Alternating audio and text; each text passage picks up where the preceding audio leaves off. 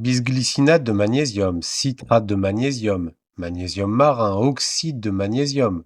Si vous cherchez un complément de magnésium, vous avez probablement remarqué qu'il existe une multitude de formes. Mais est-ce que cela change vraiment quelque chose et surtout comment choisir? Pour comprendre pourquoi il y a autant de formes de magnésium, imaginez que le magnésium est un passager. Il a besoin d'un transporteur. Ainsi, l'acide citrique pour le citrate, la glycine pour le bisglycinate ou encore l'acide malique pour le malate sont différents taxis. Ce taxi va influencer l'absorption, ce que l'on va appeler la biodisponibilité. Il va aussi être plus ou moins bien toléré par les intestins. On voit souvent sur les réseaux sociaux que le bisglycinate serait bon pour le sommeil, le citrate irait vers les muscles, ou encore le L-tréonate serait bon pour le cerveau. Mais le rôle du taxi semble s'arrêter aux intestins où il libère le magnésium. Le mythe d'un type de magnésium par organe n'est pas scientifiquement prouvé. Toutefois, le taxi lui-même pourrait avoir un rôle à jouer. Donc le magnésium reste toujours du magnésium, mais son transporteur a une influence. Regardons quelques cas concrets. Le bisglycinate de magnésium. Souvent décrit comme le magnésium du sommeil, une étude de 2025 sur 155 adultes a montré une amélioration du sommeil supérieure au placebo. Mais l'étude est petite et l'ampleur des résultats assez modeste. La glycine pourrait être à l'origine de l'effet positif sur le sommeil.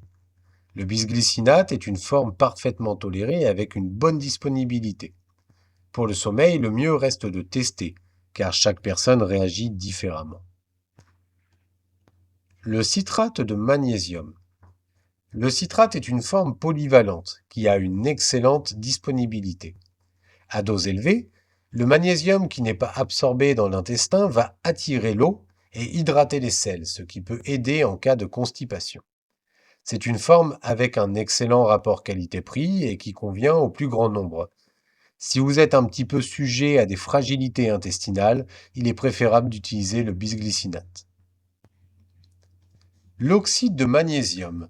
C'est un cas intéressant, car il a une proportion élevée de magnésium.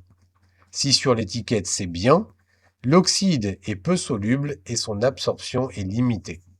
Il va avoir tendance à être laxatif si les prises ne sont pas espacées, mais il permet de reconstituer les apports en magnésium avec un coût très bas.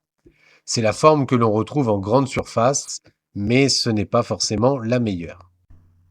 Le magnésium marin est-il meilleur?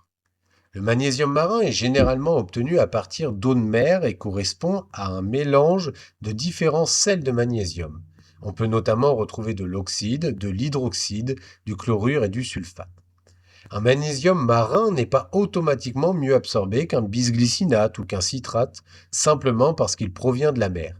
De plus, il est souvent vendu bien plus cher.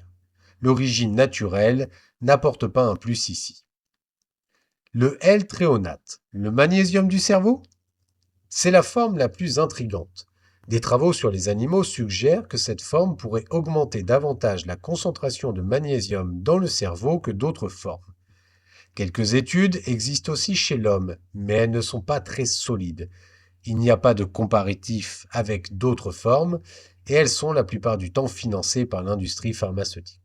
Les preuves sont encore insuffisantes pour justifier le terme de magnésium du cerveau.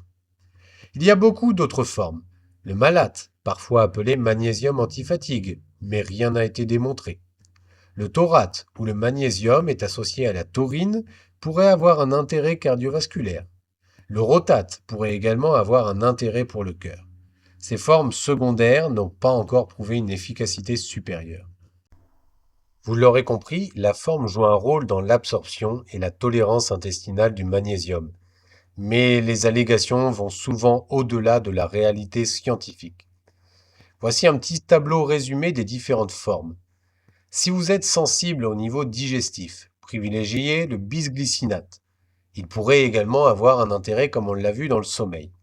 Si vous recherchez une forme polyvalente avec une excellente absorption, la forme citrate est parfaite.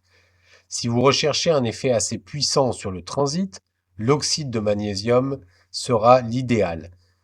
Le magnésium marin, on l'a vu, n'est pas forcément plus intéressant, vérifiez bien les étiquettes.